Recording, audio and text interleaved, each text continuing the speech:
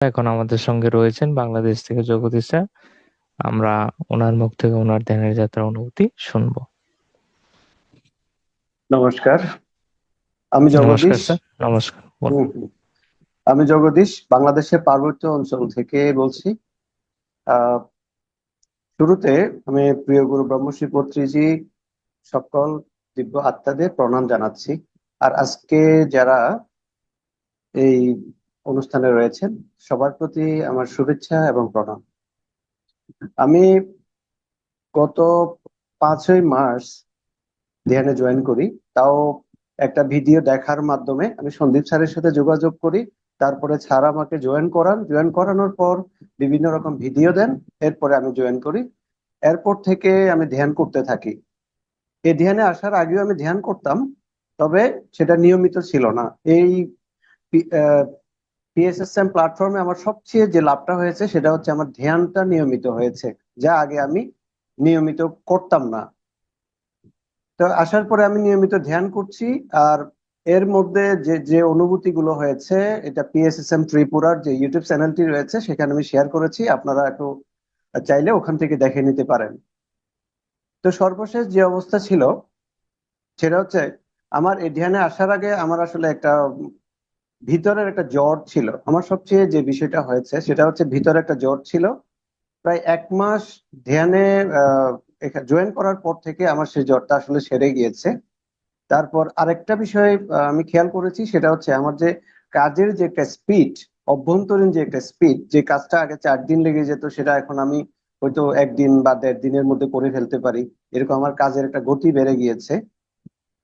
আর এইভাবে করে ধ্যান করতে করতে বিভিন্ন অনুভূতির মধ্য দিয়ে যখন আমার হিলিং শুরু হলো, আই মিন সন্দীপ স্যার আমাকে বলেছেন যেটা হিলিং, যেটা হচ্ছে আমার ধ্যানে বসা অবস্থায় আমার পিছন থেকে একটা বাবুলের মতো কিছু একটা উঠে আসছিল।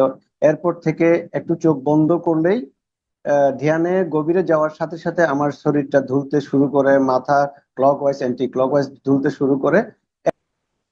ধ্যানে আসার পর থেকে বিভিন্ন রকম অনুভূতি পেয়েছি, যেগুলো অলরেডি শেয়ার করা হয়ে গেছে। তারপরে একটু সংক্ষেপে বলছি, সেটা হচ্ছে অ্যাকচুয়ালি আমি এরকম কিছু কখনো আমি কল্পনা করিনি। সেটা হচ্ছে, প্রথমে আসার পরে এই যে আমাদের প্রিয় গুরু ব্রহ্মশ্রী পত্রীজির যে স্টিল পিকচারটা আমি দেখতে পেয়েছিলাম, অ্যাকচুয়ালি তখনও আমি গুরুকে চিনতাম না। এরপরে যখন আমি অনুভূতি শেয়ার করছি তখনও জানতে পেরেছি যে উনি আমাদের প্রিয় গুরু ব্রহ্মশ্রী পত্রীজি। এরপরে শ্রী গণেশকে আমি দেখতে পেয়েছি, যা আমি কোনোদিন কখনো আমি এটা আমার কল্পনার মধ্যেও ছিল না। আমি ওনাকে এবং দুইজনকে আমি একই সাথে দেখতে পেয়েছি। ব্রহ্মশ্রী পত্রীজিকে দেখতে পেয়েছিলাম স্টিল পিকচার হিসেবে এক ধ্যানে। আরেকদিন দুইজনকে আমি একসাথে দেখতে পেয়েছি এবং স্পষ্ট, সেটা হচ্ছে একদম জীবন্ত অবস্থায় আমি দেখতে পেয়েছিলাম। তো এই হলো বিষয়। এরপরে আমি ধ্যান চালিয়ে যাচ্ছিলাম। যাওয়ার পরে একটু আগে যেটা বলছিলাম সেটা হচ্ছে, আমার যখন শরীর দুলতে শুরু করলো এরপর থেকে আমি স্বাভাবিকভাবে ধ্যান চালিয়ে যাচ্ছি। এরপরেই আমি এখন যখন একটু ধ্যানের গভীরে যাই তখনই আমি বিভিন্ন প্রাকৃতিক দৃশ্য দেখতে পাই। বিশেষ করে আমি যেগুলো দেখি সেগুলো হচ্ছে ঝর্ণা। আমি প্রতিদিনই অনেক সুন্দর সুন্দর ঝর্ণা দেখতে পাই এবং ঝর্ণার পানিগুলো একদম ক্লিয়ার। এই জন্য এখন ধ্যানে বসলে আমি অনেক ক্ষেত্রে এই ঝর্ণাগুলো প্রায় সময় আমি দেখতে পাই। যাই হোক, খুব সুন্দর, খুব সুন্দর। এর পরবর্তীতে হচ্ছে এই যে আহ, যারা এখানে বন্ধুরা রয়েছেন আপনারা জানেন, এবং যারা দর্শক মণ্ডলী যারা দেখবেন তাদের উদ্দেশ্যে বলছি, আমি বর্তমানে ট্রান্সফার হয়েছে আমার চাকরির, আমার বাড়ি থেকে 6 ঘন্টা দূরে। বাট এই 6 ঘন্টা দূরে যে আমি ট্রান্সফার হব এবং আমার নতুন জায়গায় যে এক পাশে বঙ্গোপসাগর থাকবে আর এক পাশে বিশাল একটা নদী থাকবে, সেটা আমি এখানে ট্রান্সফার হওয়ার 2 মাস আগেই কিন্তু আমি ধ্যানের মধ্যে দেখতে পেয়েছিলাম যে আমি খুব তখন সুন্দর, চমৎকার চমৎকার অনুভূতি। হ্যাঁ, বলুন। সেটা আমি দেখতে পেয়েছিলাম। পরে যখন আমি এখন সে বঙ্গোপসাগরে পৃথিবীর দীর্ঘতম সমুদ্র সৈকতের পাড় দিয়ে যখন আমি আসা যাওয়া করি, ঠিক আমার ধ্যানের ভেতরে দেখা সে দৃশ্যটি আমার চোখের মধ্যে ভাসে এখনো, যে আমি ধ্যানে কি দেখেছিলাম বাস্তবে সেটা আমি সেই বে অফ বেঙ্গলের পাশ দিয়ে চলাফেরা করছি, পৃথিবীর দীর্ঘতম সমুদ্রের পাশ দিয়ে আমি চলাফেরা করছি। এরপরে যে বিষয়টা হলো যে এখানে যে একটু আগে যেটা বলছিলাম, বাড়ি থেকে 6 ঘন্টা দূরে যে এখানে আসছি, ঠিক আমার ধ্যানের আসার আগে যদি হতো আমি খুবই কষ্ট পেতাম বা আমার খারাপ লাগতো। বাট এখন আমি কিন্তু এনজয় করছি এটা।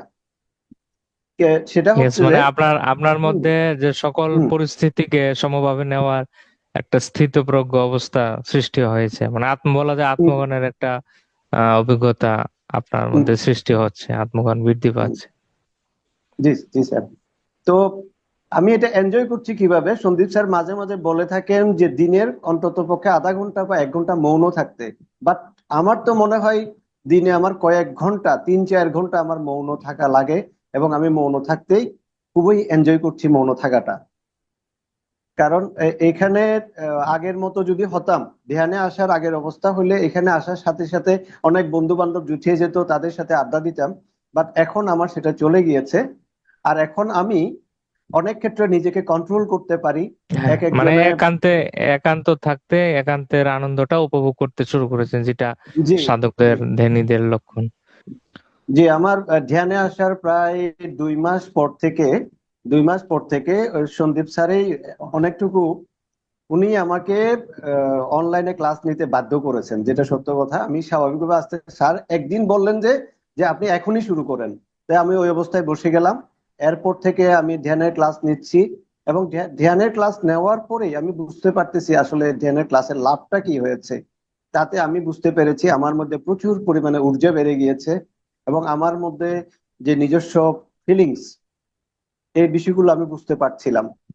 তো এয়ারপোর্ট থেকে নিচ্ছি এবং বিভিন্ন মানে দিকে এক্সপ্রেস, অনেকে মানুষের হয় কেউ হুম, এক্সপ্রেস করতে হুম, চান আর কি। এক্সপ্রেস জি, না জি, করাটাও একটা ব্লকেজ, তার থট চক্র ব্লকেজ হয়ে থাকে। তো এই জন্য জি, যত জি, টিচিংস দেয় তত সকলের প্রগতি হয়, এটা গুরুজির নির্দেশ। বলুন। চমৎকার। জি। এখন যে জিনিসটা আমার সর্বোপরি, আমি যে বিষয়টা বলতে চাচ্ছি সেটা হচ্ছে এই ধ্যানের কারণে আমি যেটা যেটা পেয়েছি সেটা হলো যে ম প্রায় সময় সন্দীপ স্যার বলে থাকেন যে মনের দাস না হয়ে, মনের গোলাম না হওয়ার জন্য, মনের মালিক হওয়ার জন্য। এই কথাটা অনেকবার স্যার বলেছেন।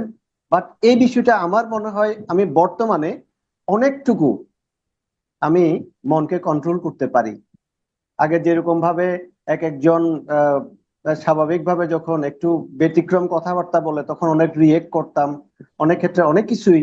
এমনকি এই যে আমরা যে প্ল্যাটফর্মে ধ্যান করি, এই ধ্যানেও 2-1 জন এরকম কথাবার্তা বলেছে, কিন্তু আগের মতো হলে আমি সেটা হয়তো রিপ্লাই করতাম, সেটা নিয়ে তর্ক করতাম। বাট এখন আমি অনেক কিছু, অনেক ব্যতিক্রম কিছু, অযৌক্তিক কিছু শোনার পরও আমি একদম নীরব থাকতে পারি। মানে এবং সাক্ষী ভাবে, জাস্ট সাক্ষী ভাবে দেখতে পারেন সবকিছু আর। জি, জি, আমি একদম সাক্ষী ভাব রেখে দেখতে পারি। আর হচ্ছে এই যে এখানে আসার পরও নতুন একটা জায়গায় আসলাম, এখানে হরেক রকম মানুষ, হরেক রকমের মেন্টালিটি, বাট সেটাকে মানিয়ে নিয়ে আর আমি এখানে সুন্দরভাবে চলতে পারছি। এবং চলার পথে যে যে বিষয়টা হয় সেটা হচ্ছে আমি এখন নিজের নিয়ন্ত্রণটা আমি বুঝতে পারি। আমি রাস্তা দিয়ে হাঁটছি, আমি তখন হঠাৎ করে আমার মনোযোগটা তখন শ্বাসের দিকে চলে যাচ্ছে, আমি আমার মতো শ্বাসের দিকে মনোযোগ দিয়ে আমি চলতেছি।